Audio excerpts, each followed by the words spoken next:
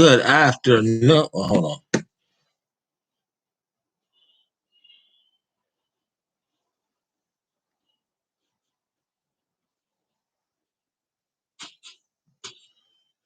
Good afternoon, everyone. This is a special edition of the Master of the Mat. I'm doing this.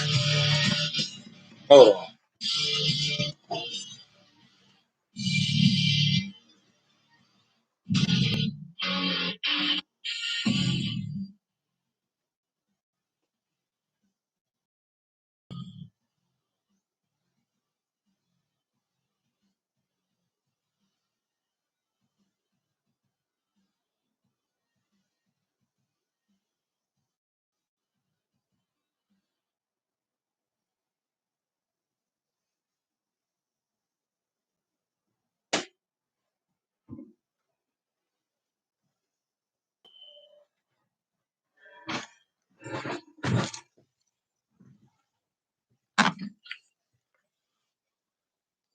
Sorry about that.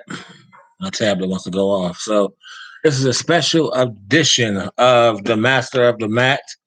Today, we're going to be talking about shoot promos,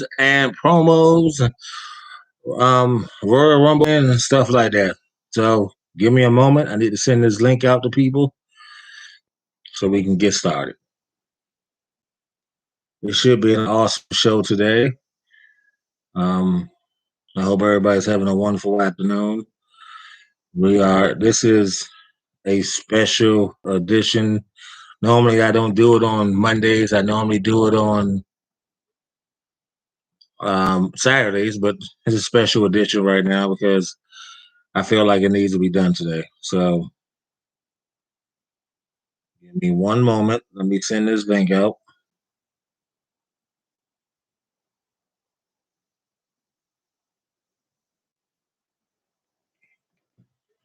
All right. Excuse the disturbance in the background. I will edit that when the show is over. Trust and believe me. So again, this is a special edition of the Master of the Mat. I am your host, Anthony the Origin Bryant. I thank everybody for tuning in. Who's going to tune in and watch? It should be a good show today, and we're just going to have. I'm just going to speak for a little bit and give you my views on a promo and a shoot interview. And we should have a good time right now. So I need to share this one more time. And it's just about having fun. So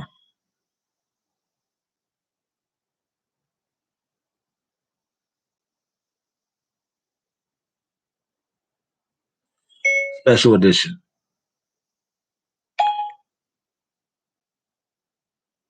All right, so let's kick it off. Let's get right into the thick of things. This is again, I am Anthony. I'm the Master of the Mat, Anthony Origin Bryant. This is a special edition of my YouTube show that I normally do on Saturdays. So I want to talk to you about promos, shoot promos, and entertainment promos. I'm also going to talk about Royal Rumble wins and stuff like that, how it affects people's career. And I'm going to kick things off with the promos.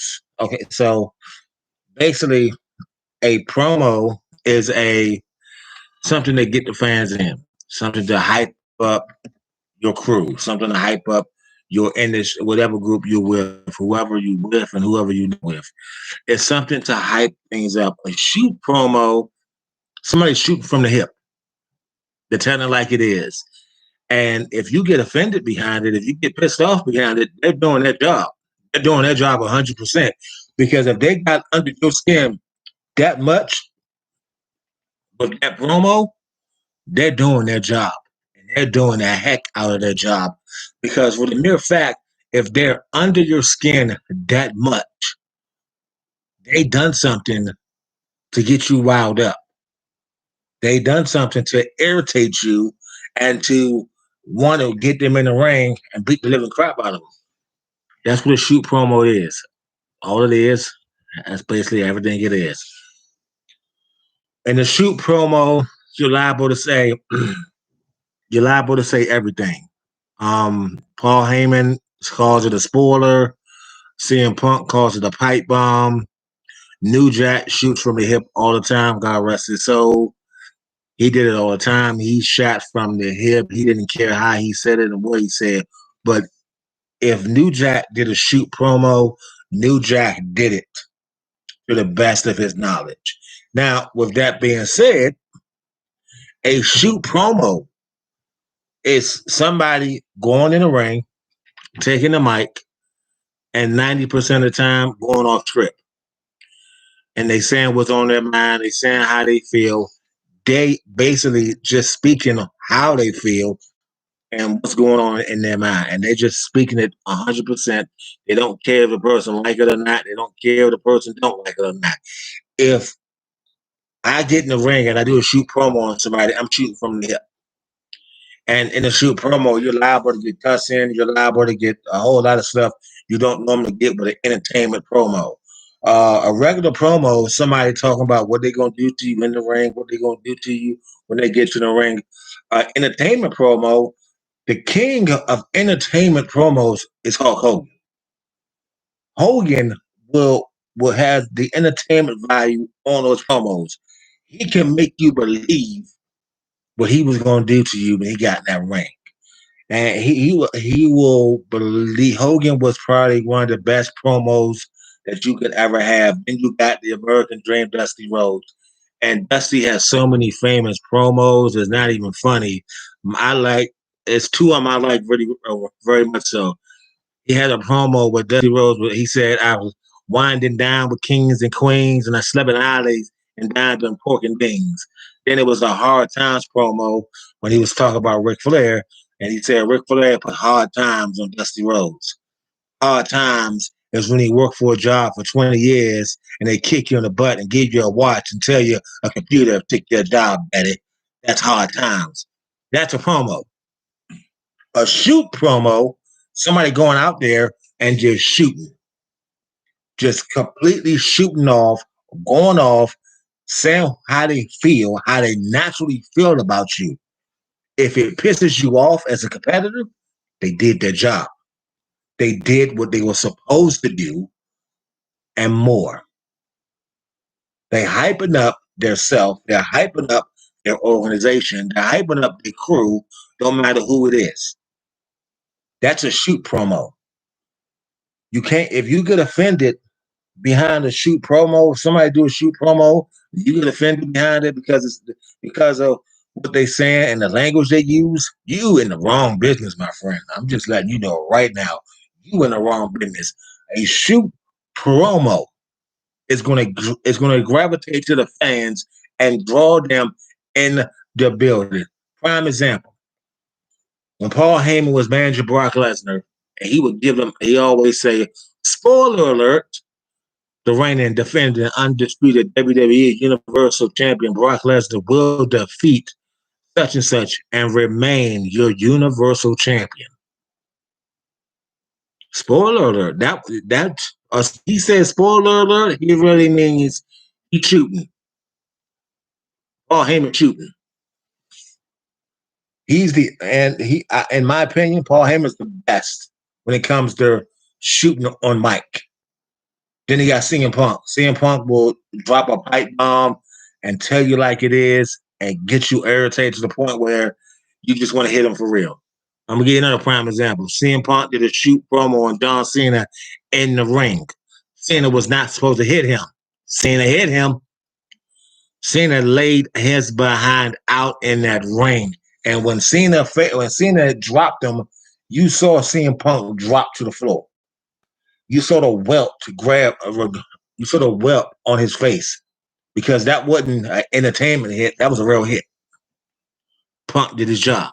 Paul Heyman does his job. New Jack does his job. If a person shoots on you, you either gonna do one or two things. You're gonna shoot back, or you're gonna be offended behind it. And if you get offended behind it, you might as well pack up your stuff and find something else to do.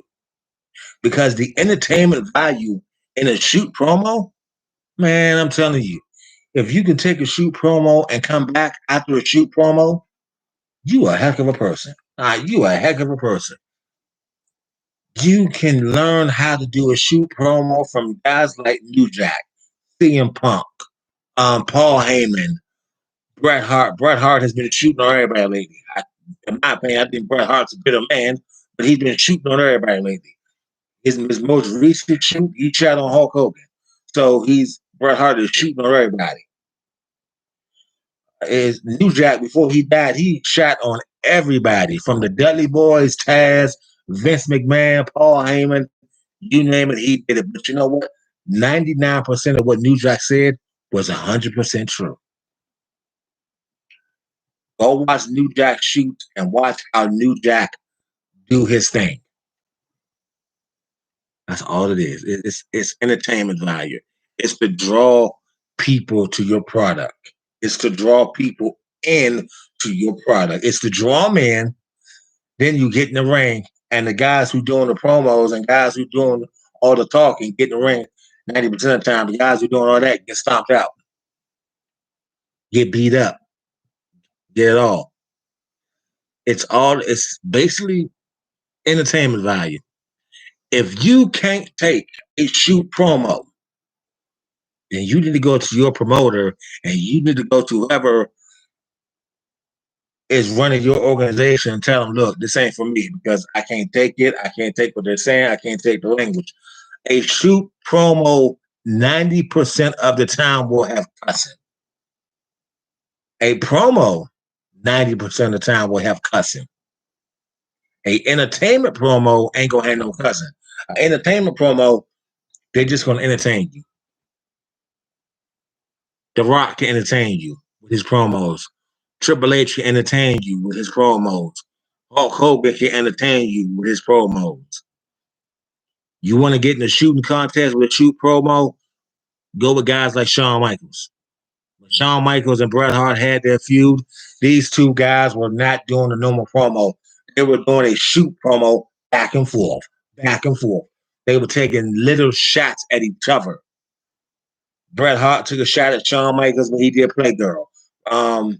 Shawn Michaels took a shot at Bret Hart being a so-called member of the Ku Klux Klan, which was a lie. It was a lie, but they was taking shots at each other back and forth. They didn't like each other. But when they got in the ring with each other, Shawn and Bret made magic.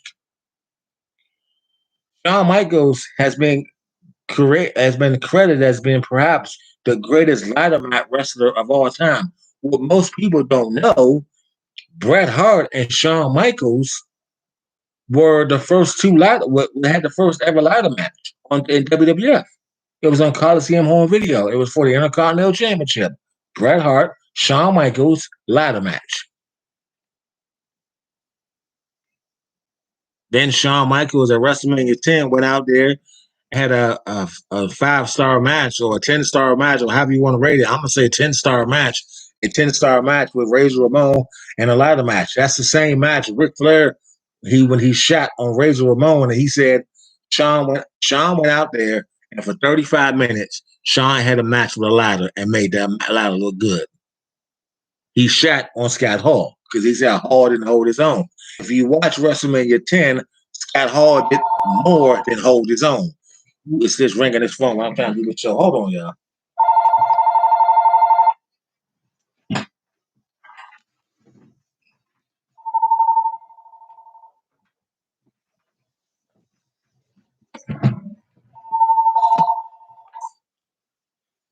No,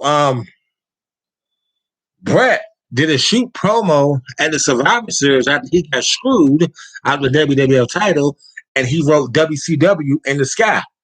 That was a shoot promo. Okay, when Shawn Michaels put the sharpshooter on Bret Hart and he got screwed at the title, Bret Hart was like, okay, I'm gonna do what I gotta do. So you want to screw me out my title? I'm gonna write WCW underline under your pay-per-view. On the WWF pay-per-view. What people don't know about that incident is that Bret Hart was not under contract when he defended his WWF title against Shawn Michaels at Survivor Series. He was under contract with WCW. He didn't tell Vince. Vince found out when Eric Bischoff sent him Bret Hart's contract back in the mail, the new one Bret was supposed to sign. And this was 2 days before the Survivor Series. So when Vince got the contract, Vince made the decision, okay, he told Bret one thing, just like the Austin Warrior situation. Austin Warrior was supposed to team with Hogan, which he did, to wrestle Slaughter, Iron Sheik, and General Adnob at SummerSlam, the match made in hell. Warrior went in Vince McMahon's office and told Vince, if I don't get this amount of money, I'm not teaming with Hogan. Vince shook his hand, gave him his word, they give him the money. When Warrior chased Adnob, Slaughter, and Iron Sheik back with the chair, Vince told him in Madison Square Garden, he said, good match. Oh, and by the way, you're fired. Now get the hell out of my building. Vince did a shoot on Austin Warrior. If they can shoot on you, then they can take what you give back. You can't take a shoot promo, you don't deserve to be in the wrestling business. CM Punk called John Cena the poster boy for WWF.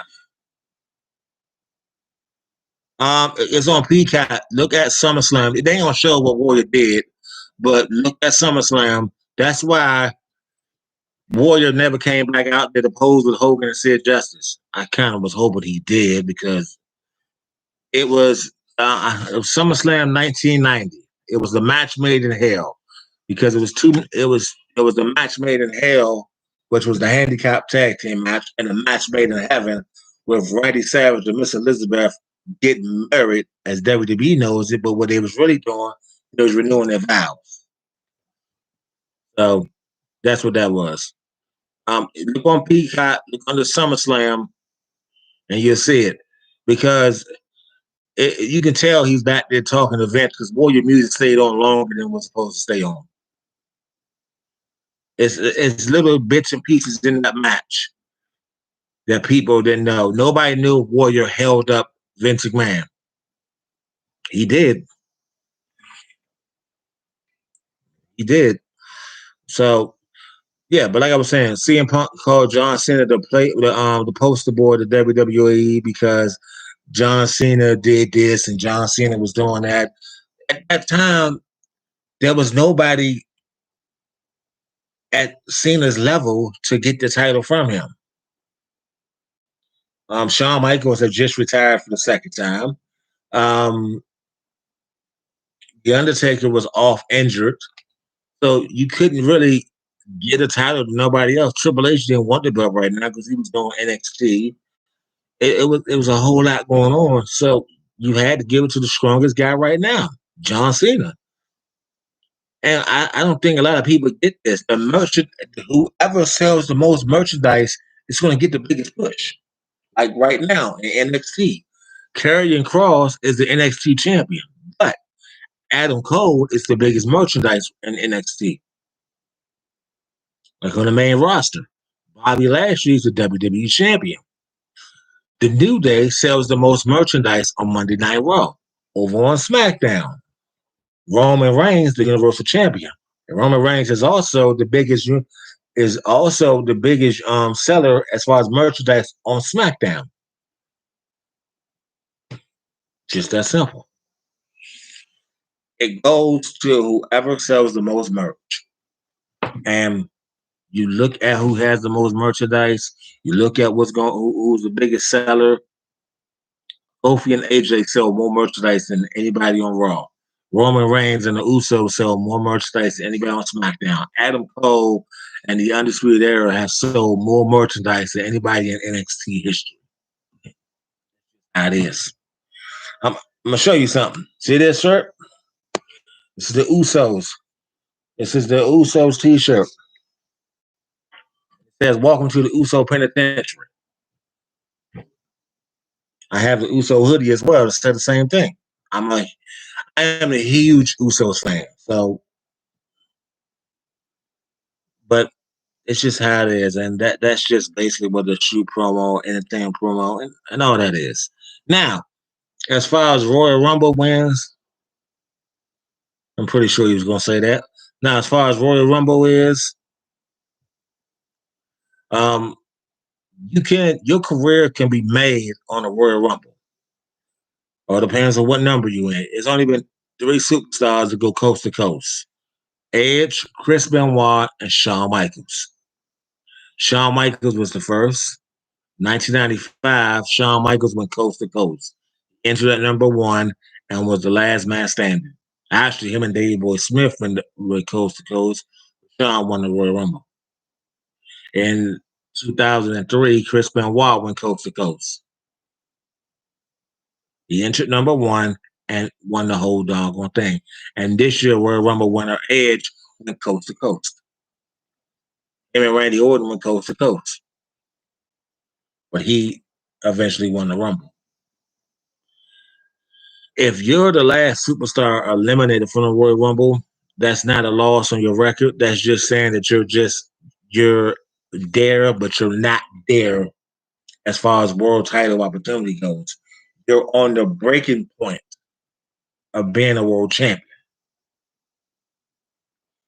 And if you're the last person eliminated and you've already been a world champion, then that shows you that the company has faith in you to make you the final elimination, because you may not get the title opportunity that the winner of the Rumble gets, but you may get another title opportunity down the line.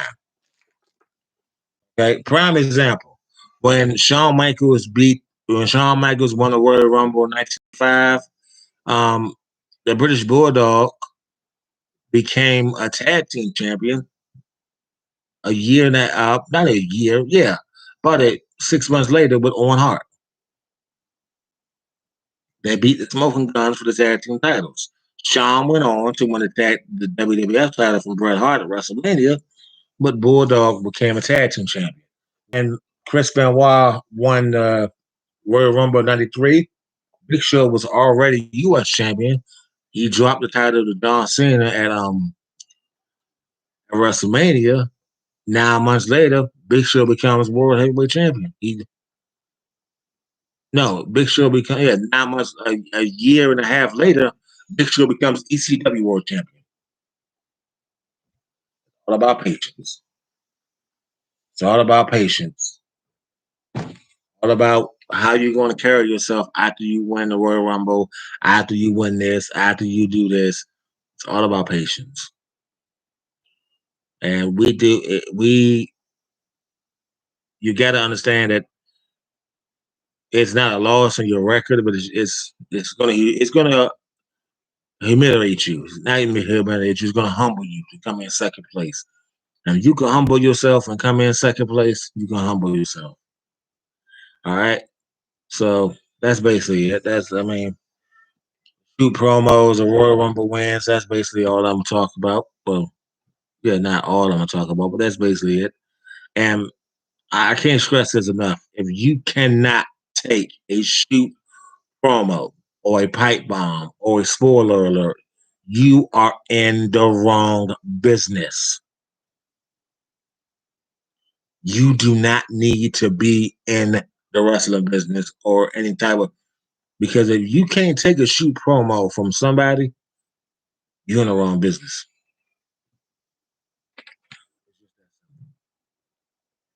You have to be strong enough. You have to be mentally strong. You have to be mentally able to be in this, to take a shoot promo. If you can't take it, you can't take it. That's just the way it is.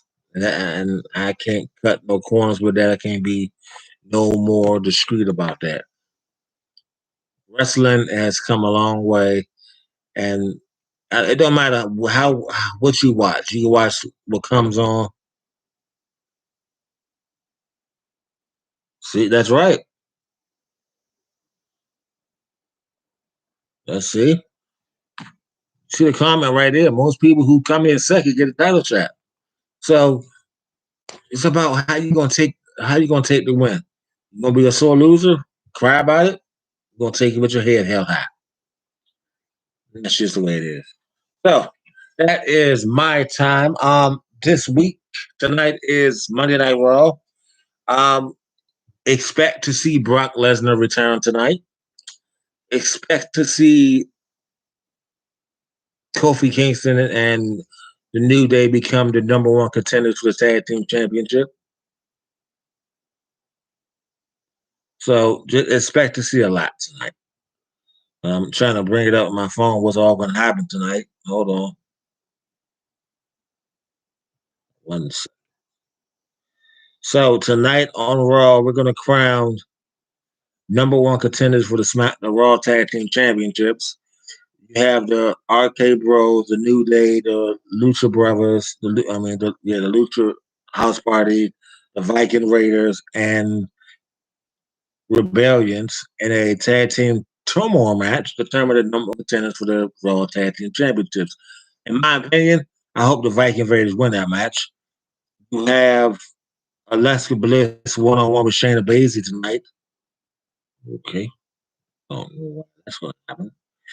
And you have the contract signing between Drew McIntyre and Bobby Lashley for the WWE Championship. Also, it's not official yet, but it's going to be made official.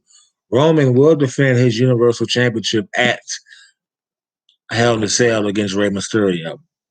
What's going to happen this coming Friday? You're going to see the Mysterios drop the tag team titles, and the Usos will be 7-time tag team champions.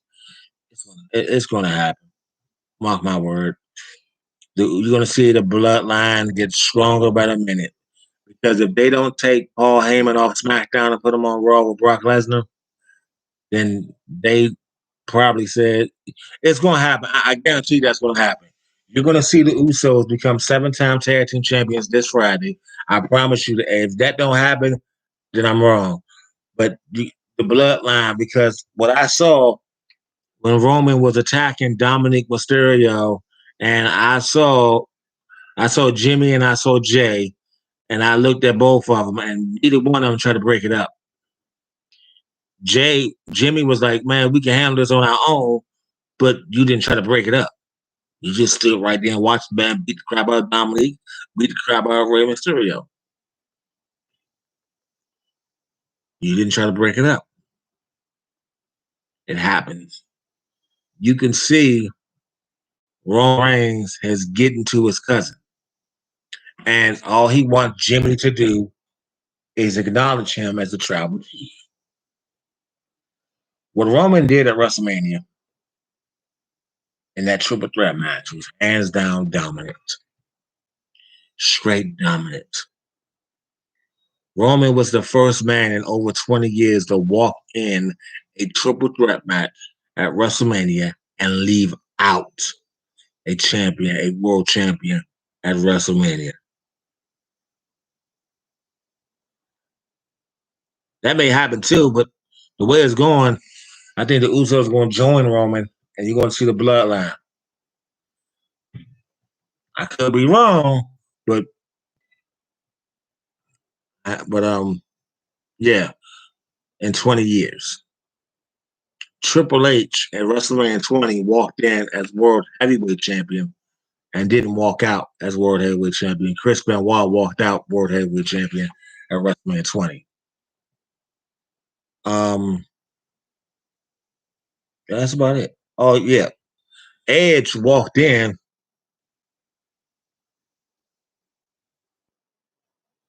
Oh yeah, because there's all them family.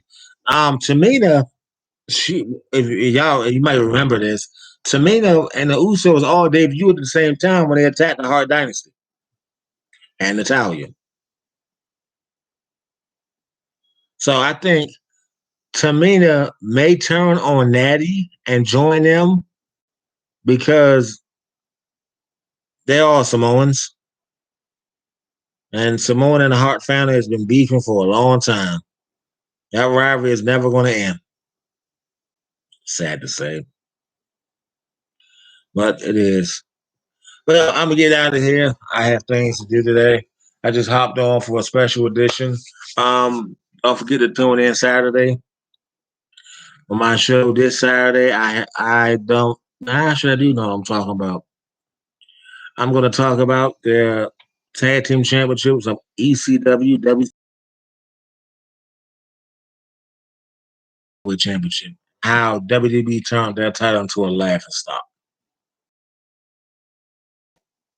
Tune in this Saturday. Until then, I'll see you.